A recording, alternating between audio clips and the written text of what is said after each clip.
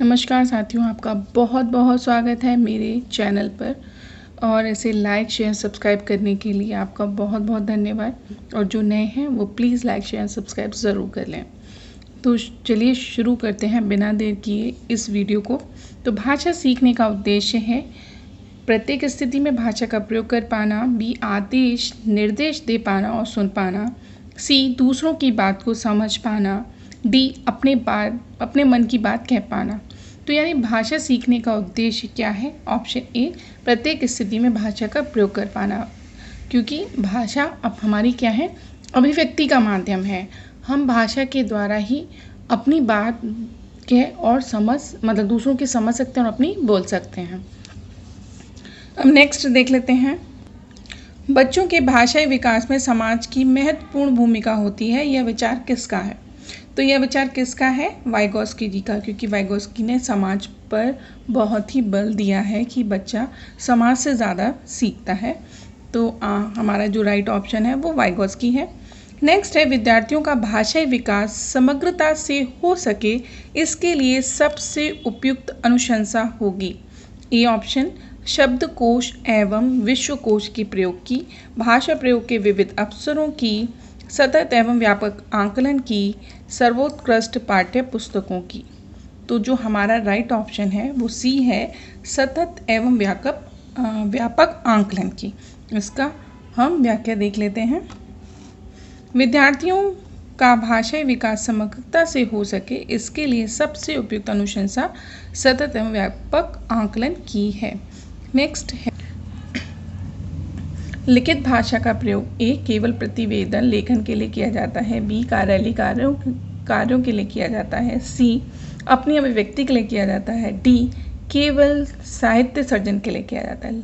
लिखित भाषा का प्रयोग, तो लिखित क्या है? राइट ऑप्शन सी, अपनी अभिव्यक्ति के लिए किया जाता है। तो हम इसकी व्याख्या देख लेते हैं। लिखित भाषा का प्रयोग व्यक्ति द्वारा अपनी अभिव्यक्ति के लिए किया जाता है। लिखित भाषा के प्रयोग द्वारा व्यक्ति अपने विचारों, भावों तथा अन्य समस्त प्रकार क्रियाकलापों को लिखित रूप में अभिव्यक्त कर सकता है। नेक्स्ट है, भाषा की कक्षा में भाषाई खेलों का आयोजन मुख्यतः ए ऑप्शन, भाषा सीखने की प्रक्रिया में स्वाभाविक लाता है और बी आकलन का काम करता है, सी रोचकता और जोश लाता है, डी अध्यापक के काम को सरल करता है। यानी खेल हमारे लिए क्या करते हैं, तो रोचक और जोश लाते हैं। यानी अगर बच्चों से कह दें चलिए आज खेलते हैं, वो बोर हो रहे हों, हम उन्हें खिलाएंगे। यदि हम उन्हें खिलाएंगे तो उनमें एक अलग सा जोश भर आता है कि और वो क्लास में एक्टिव हो जाते हैं। तो सबसे राइट ऑप्शन हमारा सी ही है। इसकी हम व्याख्या देख लेते हैं। भाषा की कक्षा में भाषाई खेलों का आयोजन मुख्यतः रोचकता और जोश लाता है। आपकी भाषा से विद्यार्थी के लगाव तथा जानकारी अधिक होती है, इसके कारण इस प्रकार के आयोजन से रोचकता तथा जोश पैदा होता है। नेक्स्ट है, कविता कहानियों पर चर्चा करने एवं प्रश्न पूछने का उद्देश्य होता है क्या? तो आपको बताना है क्या उद्देश्य होता है। तो भाषा की विभिन्न छटाओं का अनुभव करना, कल्पनाशीलता का पोषण मात्र, सी भाषा सीखने का आकलन करना मात्र, साहित्य के प्रति बच्चों की रुचि जागृत करना। तो राइट ऑप्शन आपका बी है, जो कहानियों पर प्रश्न और चर्चा करते हैं तो कल्पना शक्ति का पोषण करना मात्र है। यानी जब बच्चे की आप कल्पना शक्ति पर ज़्यादा जोर दे रहे हैं, यानी वो कल्पना करने लगता है, उसका पोषण कर रहे हैं, उसके लिए एक खुराक दे रहे हैं।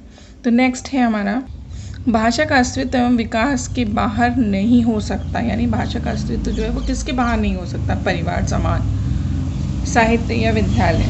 तो जो नहीं हो सकता वो क्या है? समाज जो है, समाज के बाहर नहीं हो सकता, क्योंकि भाषा का अस्तित्व जो क्या है, समाज से ही है। देख लेते हैं इसका एक्सप्लेनेशन। भाषा का अस्तित्व एवं विकास समाज के बाहर नहीं हो सकता। किसी भी भाषा का विकास एवं पोषण समाज में ही होता है।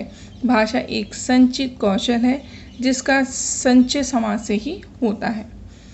नेक्स्ट है, किसी समावेशी कक्षा में कौन सा कथन भाषा शिक्षण के सिद्धांतों के अनुकूल है?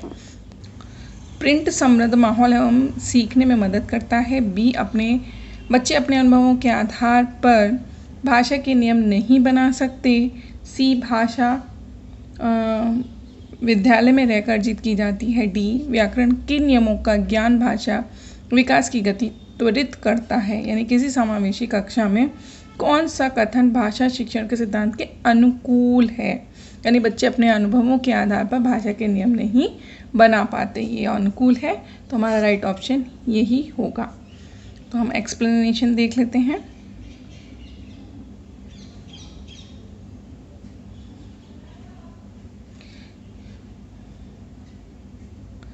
किसी समावेशी कक्षा में बच्चे अपने अनुभवों के आधार पर भाषा के नियम नहीं बना पाते, कथन भाषा शिक्षण के सिद्धांत के अनुकूल। प्राथमिक स्तर पर विद्यार्थियों के भाषा शिक्षण के संदर्भ में कौन सा कथन सही है। ए, सतत रूप से की जाने वाली टिप्पणी एवं अनवरत अभ्यास भाषा सीखने में रुचि उत्पन्न करते हैं। बी, बच्चे समृद्ध भाषिक परिवेश में सहज रूप से स्वतः भाषा में सुधार कर सकते हैं। सी, बच्चों की भाषाई संकल्पनाओं और विद्यालय के भाषाई परिवेश में विरोधाभासी भाषा सीखने में मदद करता है। डी, बच्चे भाषा की जटिल और समृद्ध संरचनाओं का ज्ञान विद्यालय में ही अर्जित करते हैं। तो हमारा जो राइट ऑप्शन है वो डी है, बच्चे भाषा की जटिल और समृद्ध संरचनाओं का ज्ञान विद्यालय में ही अर्जित करते हैं। अब हम नेक्स्ट देखते हैं। प्राथमिक स्तर की कक्षा में विभिन्न प्रांतों के अलग अलग भाषा बोलने वाले बच्चों का नामांकन हुआ। ऐसी स्थिति में भाषा की कक्षा बच्चे के भाषाई विकास के संदर्भ में क्या है, तो आपको बताना है। जटिल चुनौती के रूप में सामने आती है। बी, अवरोध की प्रस्तुत करती है, यानी अवरोध यानी बाधा डालती है, बहुत बड़ी समस्या बन जाती है। डी, अनमोल संसाधन के रूप में कार्य करती है। तो देखिए जो सबसे अच्छा है वो है ए, जटिल चुनौती के रूप में सामने आती है। नेक्स्ट है, आप चाहें तो उसका एक्सप्लेनेशन भी मैं करा देती हूँ। प्राथमिक स्तर की कक्षा में यदि विभिन्न प्रांतों के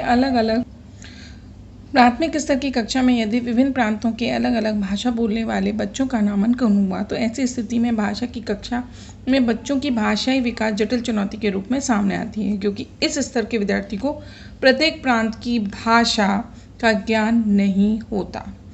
नेक्स्ट है, पहली कक्षा की भाषा अध्यापिका अपने एक विद्यार्थी के भाषाई विकास के संबंध में चिंतित है, क्योंकि विद्यार्थी पठन पाठन में रुचि प्रदर्शित नहीं करता। विद्यार्थियों को घर पर बात करने के बहुत कम अवसर मिलते हैं।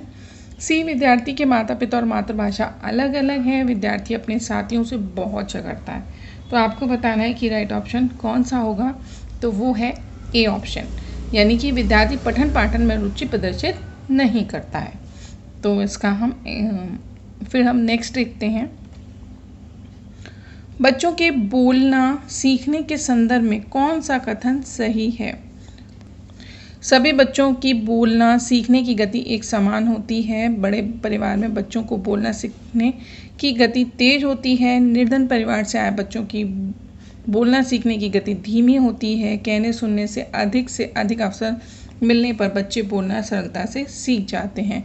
तो यही हमें अच्छा लग रहा है और यही राइट ऑप्शन होगा कि कहने सुनने से अधिक अवसर मिलने पर बच्चे बोलना सरलता से सीख जाते हैं। अब हम देखते हैं नेक्स्ट। विद्यालय कक्षा में समृद्ध भाषाई परिवेश से तात्पर्य है क्या। मुख्य धारा की भाषा सुनने के अधिक से अधिक अवसर मिलना, बोलने सुनने पढ़ने लिखने से अधिक अवसर, एक से अधिक भाषाओं के शब्दकोश की उपलब्धता। डी, अध्यापक को एक से अधिक भाषाओं का जानकारी या ज्ञान। तो हमारा राइट ऑप्शन क्या है, बी, यानी समृद्ध भाषाई परिवेश से तात्पर्य है बोलने सुनने पढ़ने लिखने के अधिक से अधिक अवसर प्राप्त होना। तो राइट ऑप्शन हमारा यही है। इसकी हम व्याख्या देखते हैं। विद्यालय कक्षा में समृद्ध भाषाई परिवेश से तात्पर्य है कि बोलने सुनने पढ़ने लिखने के अधिक से अधिक अवसर प्राप्त होगा तो वह भाषा को अच्छी तरह से सीख सकेगा। फिर है, अपने विद्यार्थियों के भाषा संबंधी क्रमिक विकास का आकलन करने के लिए आपकी निर्भरता मुख्य रूप से किस पर है। पोर्टफोलियो के अवलोकन पर, मौखिक कार्य करवाने पर, गृह कार्य की उत्तर पुस्तिका के अवलोकन पर, कक्षा कार्य के अवलोकन पर। तो A option is a right. किसी यानी जो है आप करेंगे क्या, पोर्टफोलियो के अवलोकन पर। तो हम इसकी व्याख्या देख लेते। किसी विद्यार्थी की भाषा संबंधी क्रमिक विकास का अवलोकन करने के लिए आपकी निर्भरता मुख्य रूप से विद्यार्थी के पोर्टफोलियो के अवलोकन पर निर्भर करता है। पोर्टफोलियो पर विद्यार्थी का व्यक्तिगत ब्यौरा जैसे भाषा अथवा विषय संबंधित प्रगति रिपोर्ट अंकित होती है। तो पोर्टफोलियो हमने अधिकतर बनाया होता है अपने ट्रेनिंग में, तो वही पोर्टफोलियो है। फिर देख लेते हैं नेक्स्ट, आपके विद्यार्थी पाठ में आए नवीन अपरिचित शब्दों के अर्थ जान सकें, इसके लिए आप क्या करेंगी। तो ए है पाठ के अंत में दिए गए शब्दार्थ देखने के लिए कहेंगी।